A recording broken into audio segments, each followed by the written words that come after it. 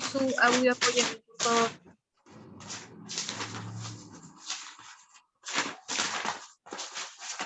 Todos a sus últimos apuntes, por favor. Bueno, buenos días. Buenos días.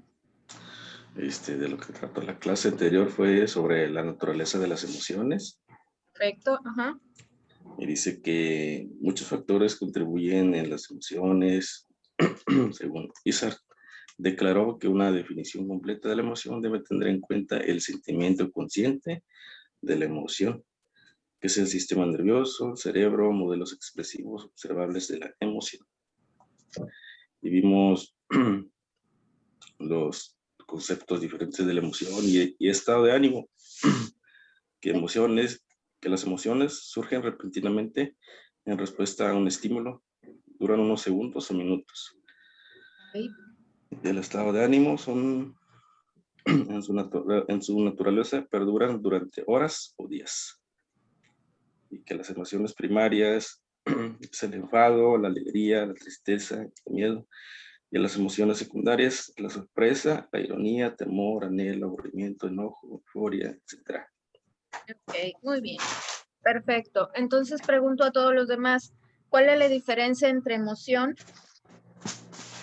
y estado de ánimo? ¿Cuáles son las características? Emociones por unos instantes y el estado de ánimo puede durar un poco más. Ok, puede durarnos de a largo plazo, digamos días, semanas, y ahí posiblemente podríamos ya detectar lo que son las emociones secundarias que nos pueden llevar, por ejemplo, a la euforia, la depresión, etcétera. Ok, voy a entrar a Classroom para ver su trabajo. Recuerdan que encargué una tarea, ¿verdad? Nuestro ejercicio de emociones, los apuntes. Por ahí algunos no les he calificado porque estoy leyendo de uno a uno. Veo que algunos me subieron dinámica, bien, el dibujo.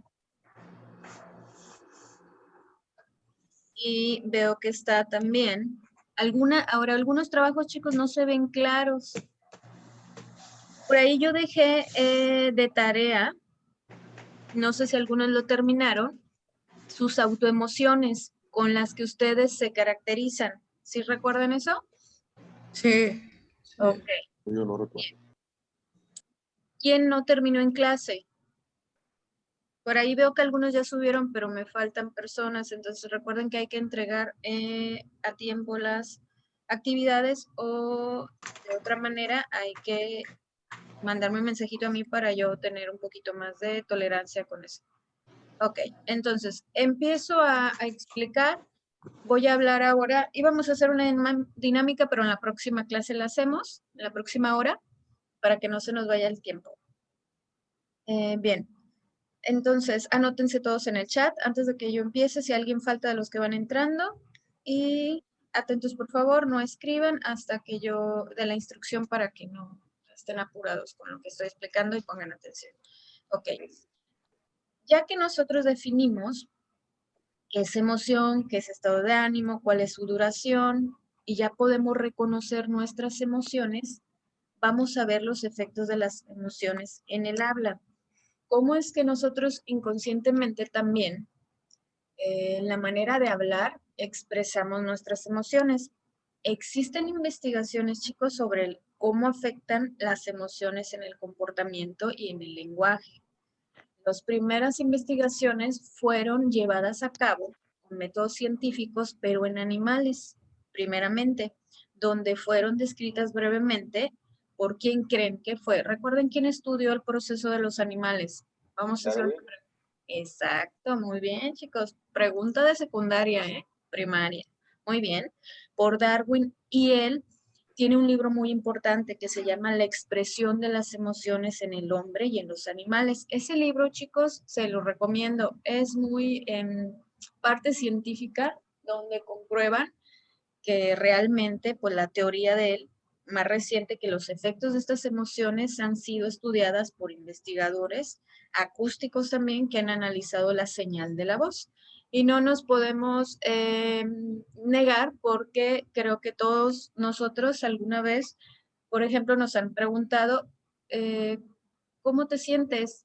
Y tal vez nuestra respuesta no es tan efusiva. Ah, ok, sí, estoy bien, todo bien. Pero realmente nuestra expresión corporal o el tono de nuestra voz no puede ser tan paralelo con nuestro tono y con nuestra lenguaje corporal. ¿A qué me refiero con lenguaje corporal, chicos? ¿Qué será el lenguaje corporal? Cómo te mueves, cómo te Lo que expresamos con el cuerpo. Ok, lo que expresamos con el cuerpo. Bien, entonces esto debe ser paralelo. Mi expresión corporal con mi tono de voz y mi lenguaje. También hay un tipo de lenguaje que es no verbal y eso se los voy a encargar de tarea, también lo vamos a ver. Cómo existen las diferentes señas en diferentes países y también en la cultura mexicana que nosotros expresamos. ¿Okay? Entonces, tan solo con señas se llaman emblemas. Esos emblemas también nos distinguen como personalidad y como emociones. Algunas han creadas por la misma sociedad y por el transcurso de los años y son señas que, o emblemas, se llaman emblemas. Señas lo podemos conocer de manera no técnica, pero se llaman emblemas. Esos emblemas son las que conocemos nosotros como señas. Coméntenme, por favor, ¿qué emblema se les ocurre ahorita que usamos? Maestra, perdón, maestra, la compañera Yasmín está tratando de ingresar porque Ok, está esperando, voy. igual que muchos, Déjenme ver. otro link, pero es el mismo, ¿verdad? Bien, listo. Ya tenía dos en la espera. Gracias, chicos. Perdón. En la posición de los hombros, cómo tengamos los hombros significa qué estado de ánimo Posición de los hombros. Ok, en la bueno. posición de yo tenía un amigo psicólogo y decía que cuando estás hablando y como tengas tus brazos, estás expresando algo. Si los tienes normales, si los tienes cruzados, significan pues diferentes cosas.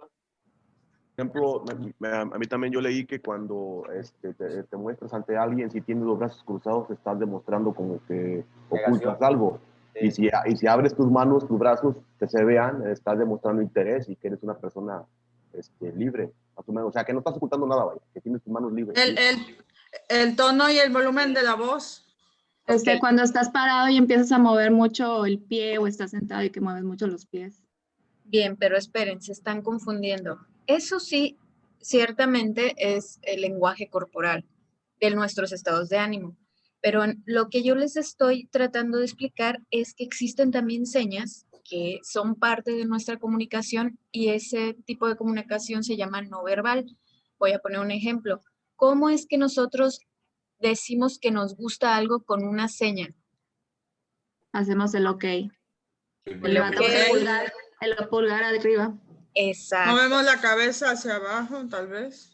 Okay. Esos se llaman emblemas, emblemas de la comunicación de las emociones. Entonces, de ahora en adelante ya sabemos que todo el tipo de señas, de emblemas, un like, un puño que puede significar poder, o vamos, o dame los 5, give me 5, algo así. Todo eso que nosotros usamos no con nuestra voz, sino con nuestras manos, con nuestro cuerpo, son emblemas, y así se llaman emblemas. Y también son parte de nuestra personalidad que nos identifican cómo expresarnos.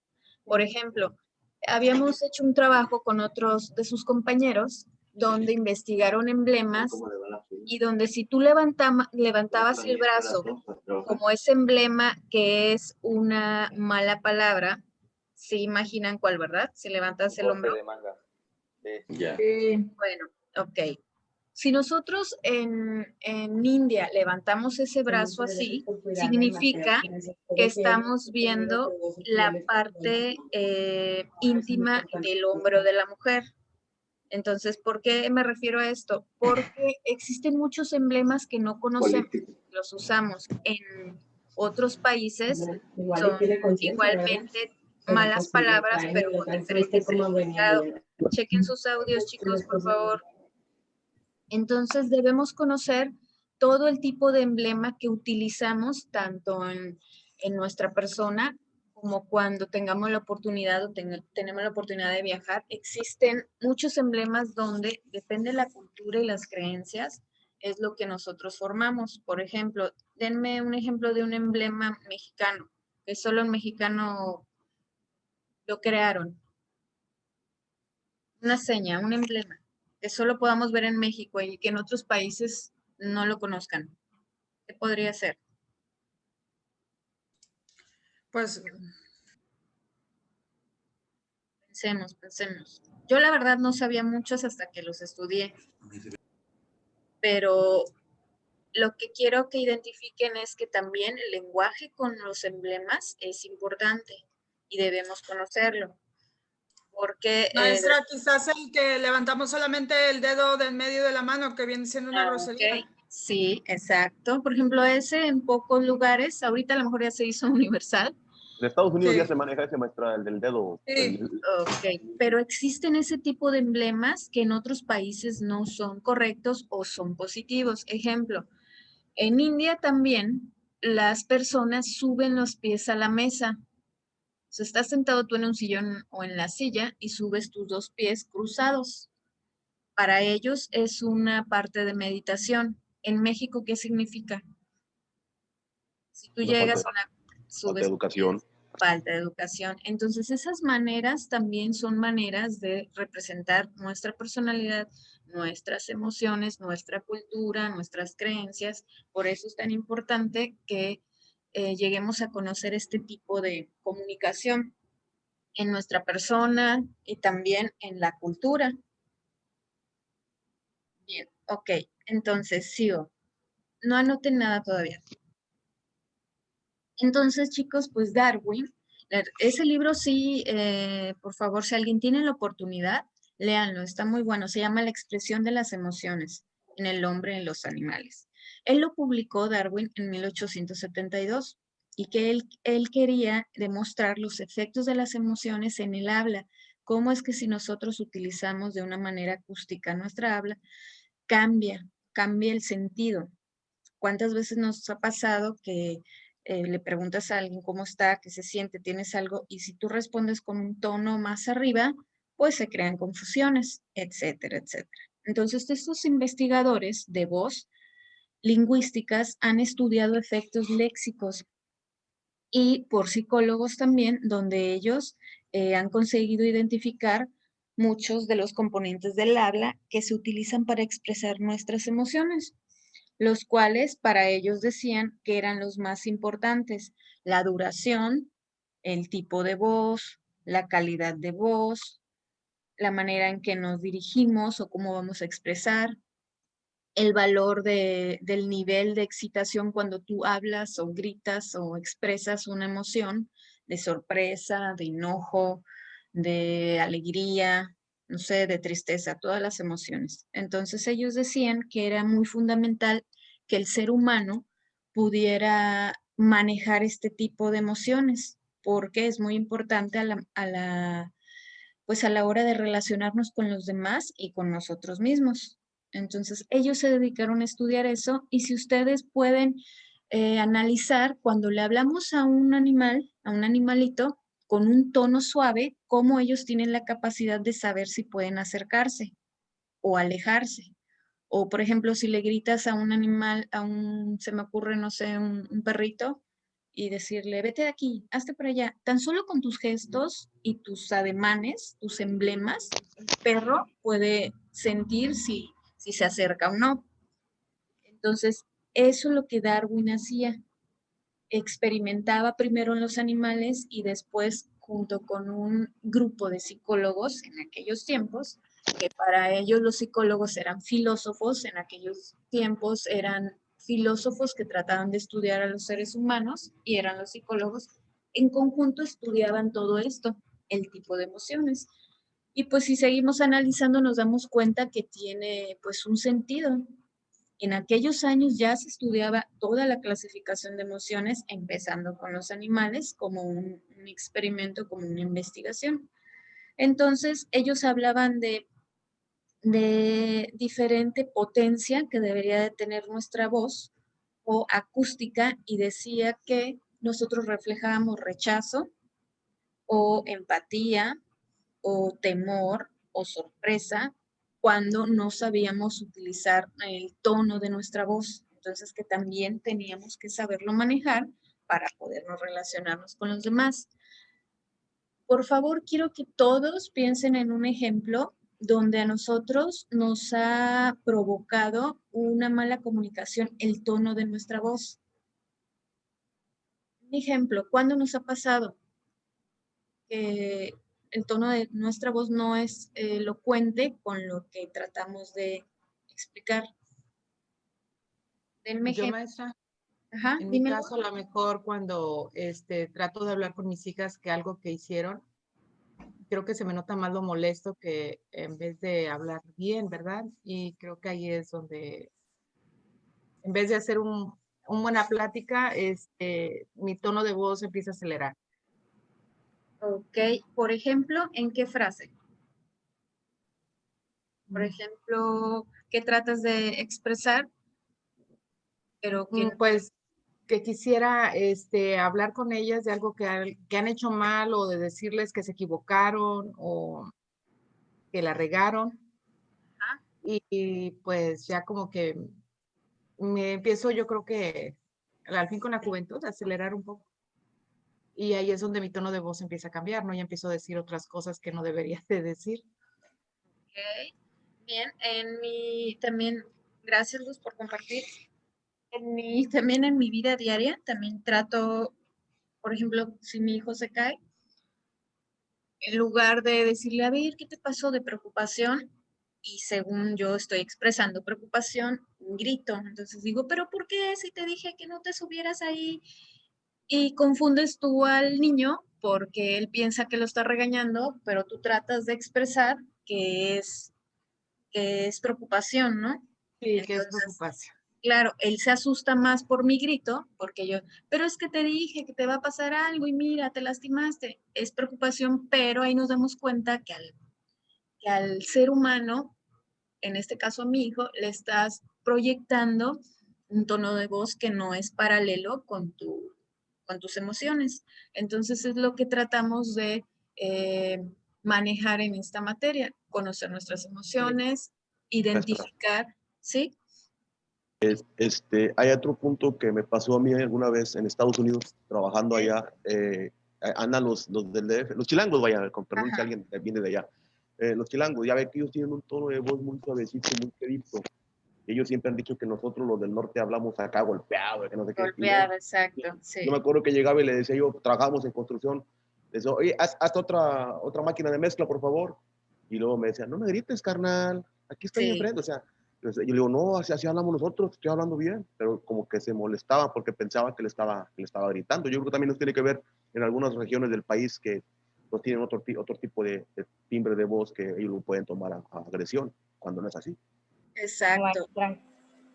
El tono es muy importante, cosa que no cuidamos. Y miren, tan solo ahora en la actualidad, si a mí me pasa con algunos alumnos que soy tutora y ellos me mandan a mí las quejas, digamos, de los maestros. Es que el maestro de esta materia me gritó. Y yo, ¿cómo te gritó? Sí, es que me mandó un WhatsApp, pero me puso en mayúsculas. Y le digo, ¿y luego? Pues sí, quiere decir que me gritó porque me puso en letras mayúsculas. Entonces le digo, no, claro que no. Desde ahí nos damos cuenta que hasta en la actualidad, ahora en la tecnología, nos confundimos, que porque escribió en el WhatsApp en mayúsculas, sientes que te gritó, que porque no te contestó a tiempo. Entonces, todas esas cosas y emociones provocan conflictos y mala comunicación, tanto en el área laboral como en el área personal. Entonces, son las emociones que debemos cuidar y cuidar que todo esto sea paralelo, en conjunto, con nuestra forma de ser, con nuestros ademanes, con nuestra manera de conducirnos. Entonces, es muy importante identificar, como lo que nos comenta su compañero, la forma de dirigirse con otra persona o con un colaborador o yo con ustedes, que son mis alumnos, mi tono de voz, mi manera de expresarme, etcétera. Que todo esto sea congruente y nos evitaríamos muchos conflictos. Bien, entonces,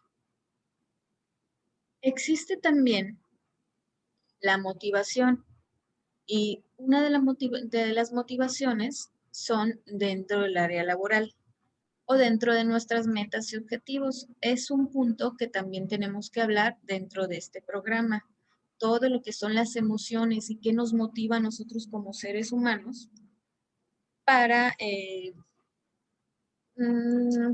para identificar las metas que tenemos, los sueños, motivarnos dentro de nuestro hogar, con una carrera o un camino profesional, satisfacer nuestras necesidades de felicidad, etcétera. ¿Ok? Entonces, cada uno de nosotros tenemos diferentes motivaciones. Hay un precursor muy importante que se llama Maslow. ¿Alguien lo ha escuchado? ¿Alguien ha escuchado hablar de Abraham Maslow? No, maestra. No. No, maestra. No, maestra. Ok, muy bien. Entonces, esta es su primer tarea. Ahorita yo voy a presentar algo sobre Maslow y ustedes lo van a identificar. ¿Qué van a hacer? Van a investigar a Abraham Maslow.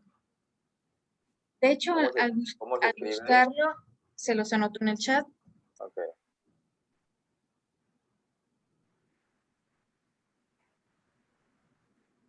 Mayor conocido como Maslow. Y él creó una teoría psicológica. Abraham, nada más con H, y Maslow, con W al final. Maslow. Maslow, voy.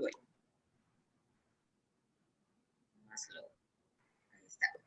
Okay. Él nos habla de estas emociones. Estas emociones se van convirtiendo en motivaciones. Entonces, él habla de una jerarquía de las necesidades humanas. ¿Qué van a hacer ustedes? Van a investigar esa pirámide. Él creó una pirámide de jerarquía de necesidades. Y él nos dice que es una de las teorías de la motivación humana. En 1943, él creó esta teoría, donde él obtuvo un importante reconocimiento debido a que en el campo de la psicología y de la salud mental hablaba en el ámbito empresarial, académico, y nos decía que si ciertas motivaciones no existían dentro del ser humano, había un desequilibrio. Por ejemplo, en la fisiología, nos decía que si una persona no descansa, no tiene una buena respiración, no tiene horas adecuadas para dormir, todo lo que es fisiología, no podía desarrollarse con éxito durante el día, no era tan funcional. Después él decía, después existe una motivación que es la seguridad. Y él hablaba del empleo de los recursos dentro de la familia, sentirme seguro, dentro de mi salud, saber que estoy sano, fuerte, seguridad física, hablaba de lo moral también, valores. Decía que también el ser humano tenía un desequilibrio. Entonces él hablaba de 5 motivaciones jerárquicas que debía tener el ser humano. La siguiente era la afiliación y él hablaba del afecto, que el ser humano debe tener amistades, afecto, intimidad de pareja, tenía que tener amor para ser una persona funcional. Era una de las terceras de abajo hacia arriba de la pirámide que el ser humano tenía que cubrir para tener una motivación en su vida. Entonces él hablaba también otro punto que se llama reconocimiento. Y él decía, debe tener confianza, respeto, empatía, que las personas de su alrededor lo reconozcan como una persona exitosa, etcétera. Reconocimiento en su área laboral, académica, íntegra, valores. Y decía que también si algo fallaba ahí, no había equilibrio. Y la última, la primera de la pirámide, era la falta de prejuicios. Nos decía que se tenía que amar a él mismo, tener una aceptación, saber resolver sus problemas, ser una persona con moralidad, con valores, creativa, espontánea, libre, pero con valores. Más que nada autoestima, y decía, si falla algunos de estos 5 componentes de la pirámide, el ser humano no está equilibrado. Entonces él decía que de manera psicológica, si uno de estos aspectos te está fallando, te hace falta, no tienes una buena motivación como ser humano. Y por ende, tus emociones no están controladas. Esa era su teoría y se llaman necesidades básicas. Son las necesidades de la jerarquía de Maslow. Y si nosotros analizamos, tiene idea, o sea, tiene una ciencia de por qué. Era un psicólogo que estudiaba las emociones y fue estudiando con cada uno de los seres humanos si les faltaba uno de esos puntos de las jerarquías de emociones, el ser humano no se desenvolvía de manera funcional. Y si nosotros nos reflejamos un poquito, nos damos cuenta que si algo de esa pirámide nos puede faltar, no estamos completamente concentrados en lo que hacemos, o en nuestra casa, en nuestro trabajo, o si tenemos una preocupación y estamos trabajando, no nos concentramos. Entonces nos damos cuenta que Abraham Maslow tenía razón, ¿no? En alguno de los componentes, si uno falla, nos falta como un equilibrio. Entonces, que hay que cuidarlos, todos esos aspectos hay que cuidarlos en lo personal para pues podernos desenvolver de manera funcional y de la mejor manera y conducirnos en nuestra vida. Entonces, como tarea, chicos, van a dibujar esa pirámide de Maslow. Si ustedes la buscan en la web, la van a encontrar. Es muy fácil, nada más pongan pirámide de Maslow y ahí sale. La van a dibujar, la van a colorear así como está, porque tiene su ciencia y cómo va de abajo hacia arriba la jerarquía. La pueden colorear de la manera que ustedes gusten, los colores que ustedes quieran, pero sí que se vea presentable y van a anotarme las 5 motivaciones que acabo de mencionar de Abraham Maslow. ¿Dudas de esta pirámide? No, no, no. No, maestra. No, maestra. Entonces, esa es su tarea de hoy. Bien, me parece que me estoy quedando sin minutos. Si se corta, recuerden que regresamos después del receso. Me ¿A qué parece hora? ¿Qué hora, maestra? Debemos de salir a las 10:40, pero me quedan 8 minutos. Regresamos a las 11:05 más tardar. Son 20 minutos. Ok. Bien, prosigo. Entonces, ¿dudas hasta aquí, chicos? ¿Comentarios? No. ¿Ninguna? Ok. Vamos a ver un ciclo de la motivación. Voy a compartir pantalla, yo lo explico y es importante que lo elaboremos en nuestros apuntes como trabajo de clase. Ok, vamos a ver todos aquellos conceptos que incluye la motivación en el hombre. ¿Por qué ahora nos fuimos hasta la motivación? Las emociones van creando motivaciones, tanto negativas como positivas. Entonces vamos a hablar de esa fuerza que nos impulsa como individuos a actuar de determinada manera que se llama motivación. Entonces, fecha del día de hoy, por favor. Anoto lo que es el concepto de motivación, que es concepto de examen. Ahora recuerden que hay motivaciones positivas y hay motivaciones negativas. También es una manera de regular ese tipo de emociones que se convierten en motivaciones positivas o negativas.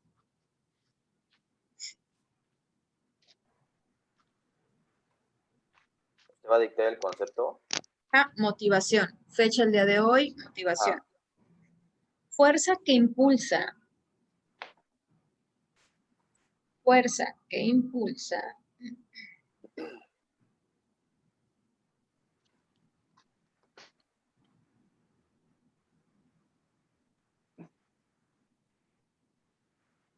Al individuo a actuar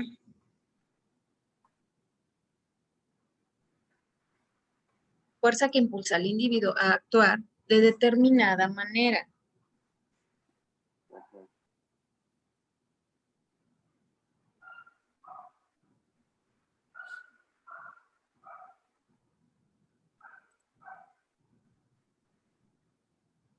Hasta ahí, por favor. Bien, entonces, esta motivación la provocan estímulos, chicos, externos e internos. Externos del medio ambiente, internos pueden ser de nuestra personalidad. Entonces, pongan punto y aparte qué lo provoca. Una flechita pueden poner estímulos y otra flechita dirigiéndose a externos, internos. Como un esquema o una gráfica así pequeñita. ¿Qué lo provoca? Una flechita hacia abajo, estímulos. Del lado izquierdo o derecho pueden poner externos e internos. Entonces sabemos que todas las emociones, todo el estado de ánimo, toda la motivación lo provoca un estímulo.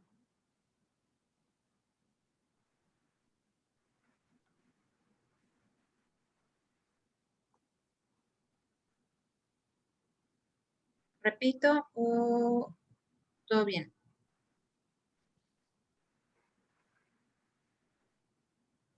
Bien, continuamos entonces.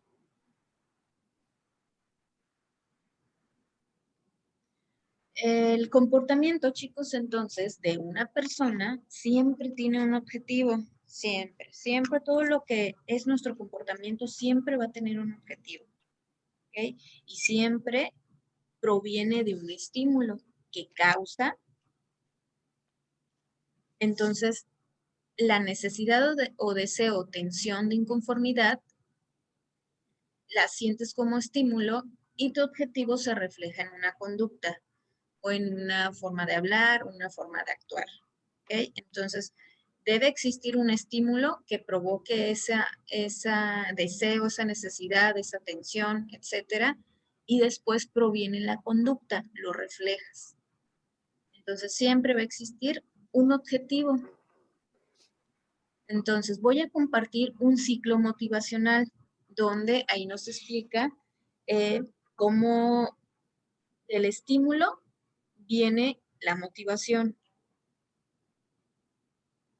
Pantalla, hay que elaborarlo, por favor, en este momento, ya que es trabajo de clase. No veo los minutos, pero recuerden que si salgo, regresamos nada más checando los tiempos que les robé. Tenemos que copiar eso, ¿verdad? Sí, por favor. Si quieren lo colorean ya después para que no nos lleve mucho tiempo. Aquí explica en un organizador gráfico lo que acabo de explicarles.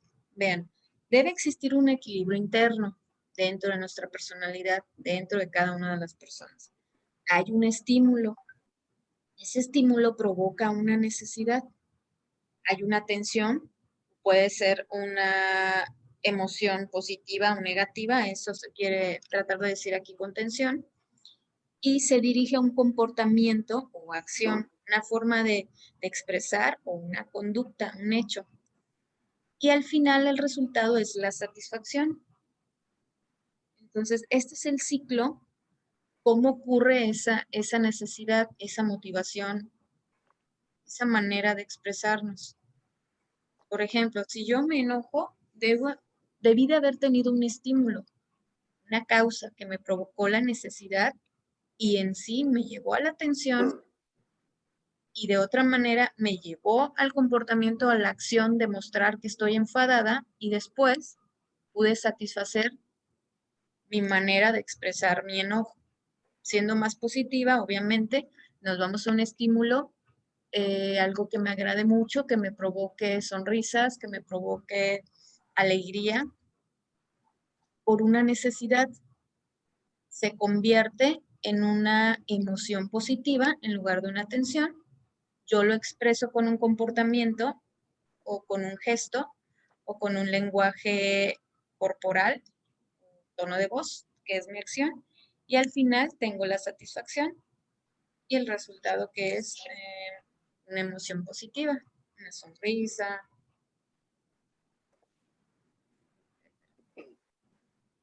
Pero todo proviene de un estímulo. Ahora, nosotros también somos responsables de los estímulos. No podemos, por ejemplo, culpar a los demás y decir, es que estoy enojado porque me hiciste enojar. Muchos cometemos los errores de decir, es que me hace enojar. Nadie debería provocar esa emoción dentro de nosotros. Entonces, nosotros debemos controlar y tener el equilibrio interno de que la otra persona, su resultado, si es que tal vez estemos enfadados, nosotros sepamos controlarlo, aunque sea una situación que nos provoque enfado, pero nosotros tenemos la responsabilidad y el estímulo de saber cómo actuar con esa necesidad o esa tensión que nos creó. Podemos enfadarnos o es algo que no compartimos, no tenemos las mismas ideas, pero no tiene por qué provocarnos una tensión o un comportamiento y acción que refleje que estamos enfadados. Entonces, ese es el equilibrio interno al que tenemos que llegar todos los seres humanos, que no es sencillo porque tenemos que estudiar nuestras emociones. ¿Dudas, chicos, hasta aquí? Maestra, ¿ese lo puedo copiar, lo puedo pegar en un Word o tengo que dibujarlo como quiera en mi libreta? No, como gusten, pero nada más hay que subir